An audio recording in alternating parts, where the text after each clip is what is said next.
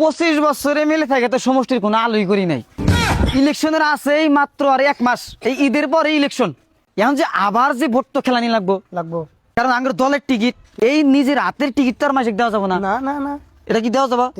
আমিও যদি ভোট না খেলাই আমার পেটাক খেলামো, কিন্তু টিকিট মানসিক দেওয়া যাবো না, কারণ আমার হাতের টিকিট। আমি 25 বছর কিছু করি আর না করি, ইলেকশনটা কিন্তু খেলার লাগবো।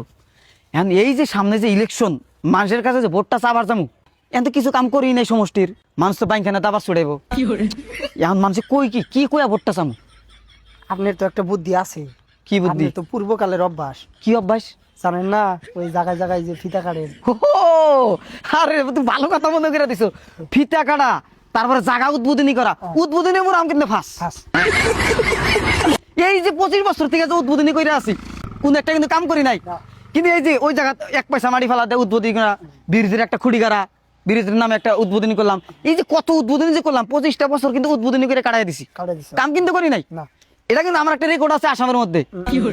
এখন ধরো নতুন করে উদ্বোধনী কার্য আবার শুরু করা যায়। ধরো 1 ডিব্বা ফিতা কিনলাম, ফিতা কিনা মানুষের কাছে ভাষণ দিমু, ইলেকশনের আগে যে জায়গার মধ্যে পানি বাজে না, 20 টেলি পানি বাজে, ওই জায়গায় ব্রিজ দিমু।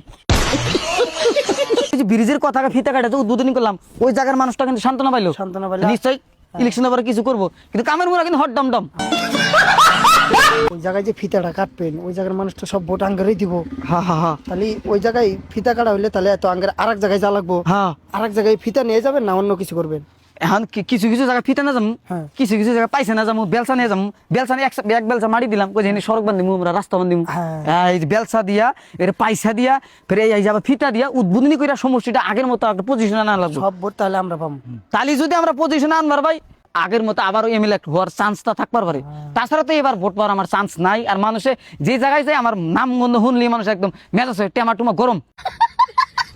চলো ফিল্ডের খবর নিয়ে আসি। বাড়ি লাগ ডাক দাও। বাড়িতে আসেন না? এমএলএ সাহেব আইছে গো। এমএলএ সাহেব সুরের বাচ্চা 25 বছর করে আসলে। বাপু ও তো রাগ দেন কে? 25 বছর এমএলএ আসলো, আরো 2বার মিনিস্টার আসলো, অল্প সম্মান দিয়া কথা কন। 25টা বছর পুরা সমষ্টি মাসে চুদলিক মুং কইরা হানাইছে মেলমান করবার দিয়া। দূর বাবু রাগ করেন কে?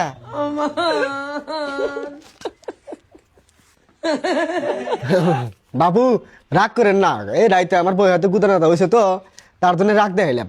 ভোট তো আপনি কি দিমু এমএলএ সাহেব, আপনি ভোট না দিয়ে কাক দিমু? আসেন আসেন ভিতরে আসেন চা খাওয়া যান। এমএলএ সাহেব চা খাবার কইতাছে, মানে তার বইটা অল্প সুন্দর আছে। দেখা তো জানাইছিল অবস্থা আগে থেকে আছে এরকম বেশ না। ইলেকশন আগে আনুন না, দান্দা নেই না এর নিয়া, তাহলে ওই যে মিটিং এর ব্যবস্থা করি। আসুনি একদিন রাত থেকে আগে আসুনি বাবু, আমরা চাটা খাই না, তাহলে একদিন রাত থেকে আগে আসুনি। তাহলে এই যে সামনে মিটিং আছে তো, তাহলে চলো মিটিং এ চলো। আইসো। এখন আপনাদের সামনে বক্তব্য রাখবেন আমার 2বারের মিনিস্টার এবং 25 বছরের প্রিয় নেতা। হ্যাঁ, 25 বছরে এমএলএ আছেন ভালো কথা, এই 25 বছর সমষ্টির কি বালটা দিচ্ছেন?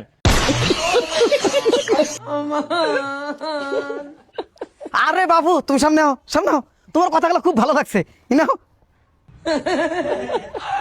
কাম করুক বা না করুক, 25 বছরে এমএলএ আসলো তো।